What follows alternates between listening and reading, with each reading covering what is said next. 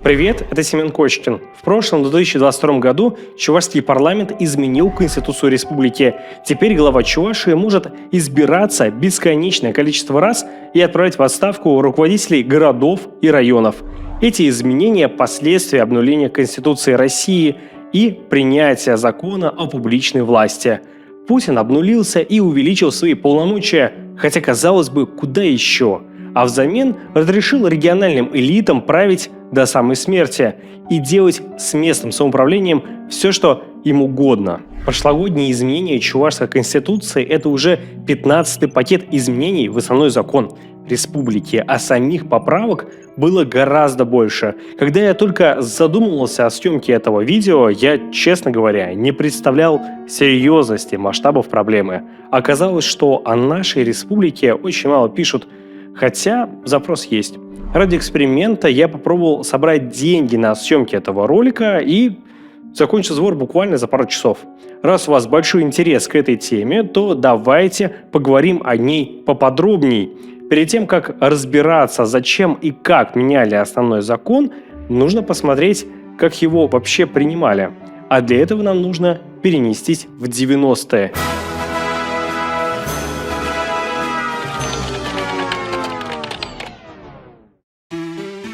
Сегодня чуть ли не главный нарратив властей – это ужасы 90-х, время, когда убивали людей и все ходили абсолютно голые.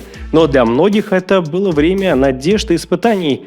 Я тогда жил в Урнарах, мало что понимал, а в республике прошли первые выборы президента. –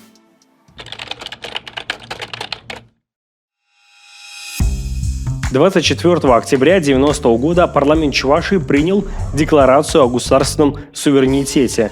Чувашия, автономная советская социалистическая республика, выкинула из своего названия букву «А» и превратилась в ЧССР. Несомненно, проглашение чувашской автономии в составе Советской России было актом исторического значения, заложившим фундамент ускоренного поступательного развития чувашского народа, всего края. За указанный период трудящимся Чувашии пройден большой исторический путь, которым мы по праву гордимся. Государственными языками стали чувашский и русский, и на определенных государственных постах даже начали требовать знания родного языка. По сути, Чувашия претендовала на то, чтобы стать не республикой внутри России, а равноправной республикой внутри СССР. Предполагалось, что будет подписан союзный договор между СССР и Чувашией. В это время из СССР уже вышли страны Балтии, и никто не знал, что ждет Национальной Республики России дальше. Как и не понимали, что будет с СССР, а Декларация о государственном суверенитете должна была запустить работу над новой Конституцией Чувашии. Единственное, мало кто понимал, насколько республика будет независимой. Думаю, что главное достижение есть. Это признание всех автономных республик равноправными субъектами федерации. Мы теперь можем заключать и новый союзный договор, как равноправные вместе с союзными республиками. Впредь и вопросы налогообложения и дальнейшего развития культуры, науки должны определяться на основе такой политической предприимчивости, я бы сказал, Верховного Совета Чувашской ССР. В следующем 1991 году, 12 июня, одновременно с выборами первого и последнего президента РСФСР прошли первые прямые выборы глав регионов. Это происходило всего за пару месяцев до распада Союза 26 декабря 1991. Не все об этом знают, а ведь в первых президентских выборах Чувашии участвовал Эднир Хузангай, сын поэта Петра Хузангая и актрисы Веры Кузьминой. Эднир Петрович на момент выдвижения занимал должность председателя комиссии Верховного Совета Чувашии по культуре и активно выступал за самостоятельность республики. Старую партийную номенклатуру представлял Леонид Прокопьев, председатель Совета министров республики, по сути, председатель правительства. Участвовал в выборах тогдашний ректор ЧГУ Лев Кураков, но не смог собрать 10 тысяч подписей и был не зарегистрирован. Кураков себя проявит позже. В первом туре побеждает Прокопьев, чуть-чуть до него не добирает Хузангай. Они оба не проходят необходимый порог голосов, и назначается второй тур. Во втором туре уже выигрывает Хузангай. Он обошел соперника на 3% и набрал 46% голосов. Но несмотря на то, что за него проголосовало больше 230 тысяч человек, этого недостаточно, ведь закон требует набрать 50% голосов. Так, первые выборы президента Чувашии признаются несостоявшимися. Сложно сказать, что должен был сделать Хузангай: потребовать перевыборов, позвать людей на улицы или штурмовать Госсовет. Номенклатура была просто шокирована. Ну как-то так, выборы чуть ли не выигрывает, а фактически выигрывает вшивая интеллигенция, чувашские националисты. Тогда они наложили годовой мораторий на проведение повторных выборов, а позднее еще и продлили его. В это же самое время Николай Федоров работал министром юстиции. Сначала РСФСР, а потом уже и России. В марте 1993 года он по своей инициативе уходит в отставку, заявив, что не может примириться с удручающими фактами пренебрежения правом и деятельности госорганов, отсутствием профессионализма и ответственности. Журналисты писали, что Федорова не устраивал проект Ельцинской конституции. Позже именно эта российская конституция была принята. И сегодня она делает страну суперпрезидентской и дает Путину огромные полномочия. В 1991-1993 годах в стране происходят важные события. Случается августский путч. Перестает существовать СССР. Потом очередной политический кризис. Верховный Совет не хочет сотрудничать с Ельцином, а Ельцин с Верховным Советом. Это тема для отдельного большого разговора, но главное, что все заканчивается максимально плохо. Танки стреляют по парламенту, погибло не меньше 158 человек и 423 были ранены. Эти трагические события подтолкнули Верховный Совет Чувашии наконец назначить выборы президента. Они рассчитывали, что если республикой будет управлять президент, то ему будет легче отстаивать интересы Чувашии, и они не допустят прямого управления из центра. Тогда же депутаты ограничили президентский срок 4 годами и добавили ему полномочий. Однако выборы в России никогда не проходят по одним и тем же правилам. Хорошо помня прошлый опыт и практически победу Хузангая, Верховный Совет Чувашии изменяет порог необходимых голосов для победы. Если раньше для того, чтобы стать президентом, нужно было получить 50% голосов людей, пришедших на участки, то сейчас избранным считался кандидат, который набрал больше всех и при этом не меньше 20% голосов всех избирателей, даже не пришедших на участки. Кажется, номенклатура надеялась на победу уже в первом туре, но об этом чуть позже.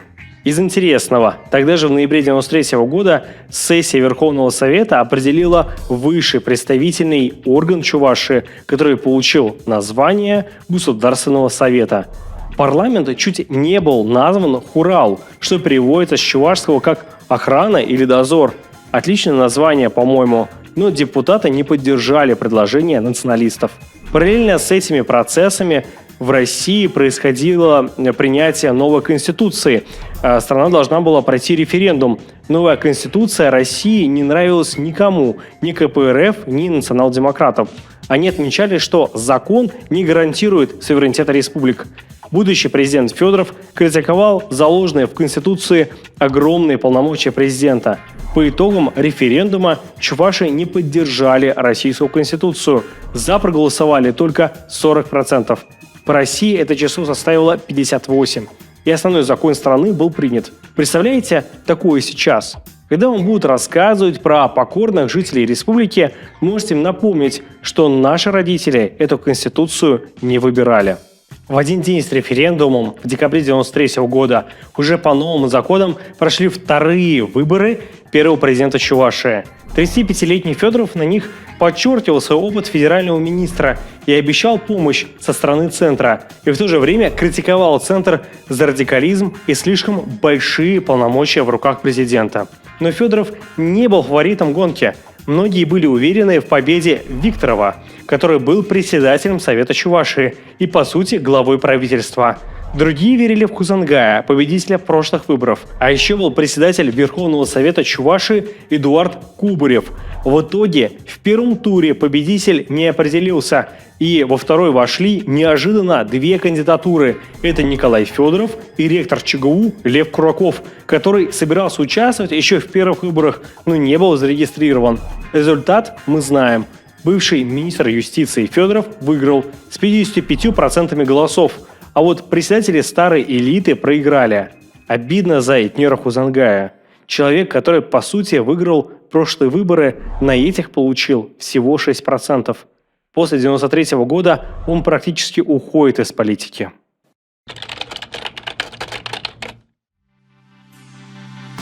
Ну вот, наконец-то мы приходим к самой Чувашской конституции. Надеюсь, не утомил. Если утомил, пишите комментарии. Если нет, ставьте лайк. Первым президентом Чувашской республики стал Николай Федоров, который называл себя умеренно консервативным демократом. Вы в оппозиции к чему или к кому? Я думаю, что у меня никакой оппозиции нет, потому что если опора на Конституцию и на право становится в России оппозицией, то, наверное, это оппозиция. Определенно демократические ценности у Федорова есть. Сейчас, например, он очень осторожно высказывается против войны в Украине. У президента была задача принять Конституцию республики, основной закон Чувашии, общественный договор, который будет соблюдать и власти, и общество. Госсовет был оппозиционный Федорову, а председателем парламента был главный коммунист Валентин Шурчанов. В августе 1994 года по указу Федорова создали Конституционную комиссию. В нее направили 4 проекта Конституции Чувашии от президента Федорова, от КПРФ, от Чувашского национального движения и депутатов Госсовета. Самым авторитарным из них причем был проект президента. Сводный проект из этих 4 предложений составила рабочая группа, возглавляемая Федоровым. Это вызвало критику, ведь юридическое право на это имела только законно созданная Конституционная комиссия. Договориться и принять единый документ у президента с депутатами не получилось. Тогда практически одновременно с проектом Федорова депутаты предоставляют свою версию. Они решают внести в поправки уже в существующую советскую конституцию республики. По этим поправкам, например, парламент мог освободить от должности президента, если тот нарушил конституцию или законы республики.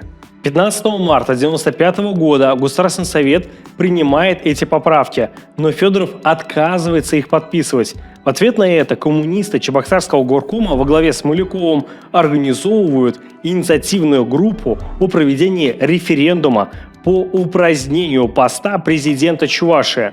По сути, они хотят убрать Федорова, упразднить эту должность. В ответ на это Федоров находит лазейку и обращается в Российский конституционный суд с запросом о законности мандатов 14 депутатов, которые избрались до выборов в декабре 1994 года. Они все были избраны в Чебоксарах и были самыми активными в горкомитете. Фактически эти мандаты депутаты получили законно, но за них действительно проголосовало большинство избирателей, но формально они были избраны по другому закону, нежели весь остальной Госсовет. На этом основании суд постановил признать выборы незаконными, и Госсовет был вынужден прекратить полномочия этих 14 самых активных депутатов. Подоплека этого события всем ясна. Депутаты от города хотели принять закон о контрольно-счетной палате, сформировать ее и тем самым значительно ограничить властные и бесконтрольные полномочия исполнительной власти. Это не понравилось, и мы вынуждены были сложить свои мандаты. Вот теперь, по вине нашего президента, 3 декабря, 17 декабря, мы опять избираемся, опять тратятся гигантские средства для того, чтобы провести эти выборы. В итоге Госсовет стал более умеренным. Решение по референдуму по упразднению поста президента все-таки было принято, но оставшиеся депутаты постановили считать его итоги необязательными к исполнению, а в итоге лишь результатами общественного мнения. Федорову это, конечно, все очень не понравилось, и он назвал решение о референдуме неправовым и безнравственным. Какой бы ни был президент, он хороший, плохой, если он доступен, если с ним запросто, если человек видит, что он простой, такой же, земной, это же оздоровление нации, это оздоровление общества. В голосовании 17 декабря 1995 года приняли участие 59% избирателей. Результаты были, очень интересные. Общественное мнение оказалось таким: за упразднение президента проголосовало 47%, против 48%. Вот она, настоящая политика, представляете? Но попытки принять Конституцию продолжались еще несколько лет. В апреле 1996 года Госсовет и президент опубликовали совместный компромиссный проект закона, но и он не был принят. Забегая вперед, скажу, что главный закон Чувашской республики был принят только 30 ноября 2000 года, то есть через 7 лет после избрания первого президента.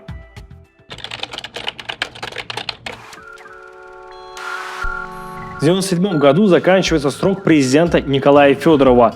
Основным его конкурентом на выборах был коммунист Валентин Шурчанов.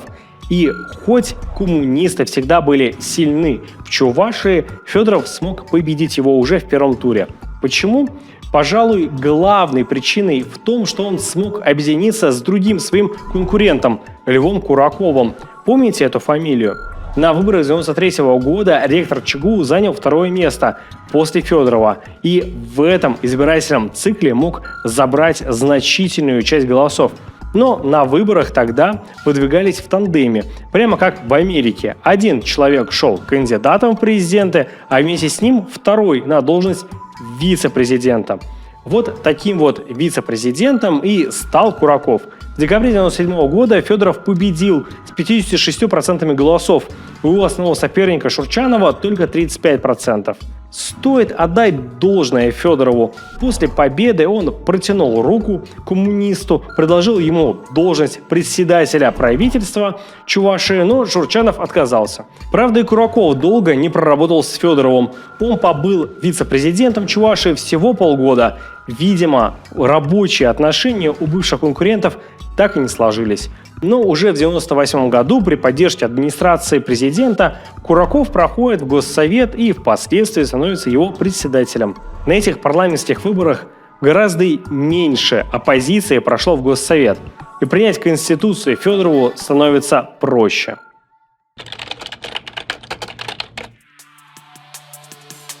Казалось бы, выборы выиграны, оппозиция больше не несет серьезной опасности. Что может пойти не так? 31 декабря 1999 года Ельцин уходит в отставку, и на март 2000 года назначаются досрочные выборы президента России. Сегодня, в последний день уходящего века, я ухожу в отставку. У Федорова полномочия заканчиваются уже в 2001 году, и по действующей советской конституции он не мог стать президентом в третий раз. Поэтому всеми силами президент пытается продвинуть новый проект Конституции с возможностью находиться на должности 3 срока подряд. И снова между Госсоветом и президентом начинается конфликт. Пока Федоров боролся с Кураковым, прошли выборы Путина, и на них в Чувашии Владимир Путин проиграл. Он получил 44%. И в то самое время, когда по всей стране он получил 68%. Вот вам и податливые чуваши, вот вам и рабский менталитет. Нормальные мы. 30 ноября 2000 года Госсовет Чувашии уступил Федорову и принял новую конституцию. В документе говорилось, что ограничения по срокам президента предусматривают только федеральным законом. А в федеральном законе этих ограничений просто не было. По сути, Николай Федоров, который много лет рассказывал про свои демократические взгляды, взял и обнулил свой срок. То есть общественный договор между властью и обществом превратился просто в обнулятор. Президент Федоров чем интересен? Он на внешних средствах массовой информации вовне предстает как великий демократ, а внутри своей республики полный феодализм. И это конституционный марафон длился 6 лет. Именно эта конституция позволила Федорову управлять республикой аж до 2010 года. 16 лет. Через год, в 2001 году, прошли последние выборы президента Чувашии. Почему последние? Подробно расскажу в следующем ролике, надеюсь, выйдет в апреле.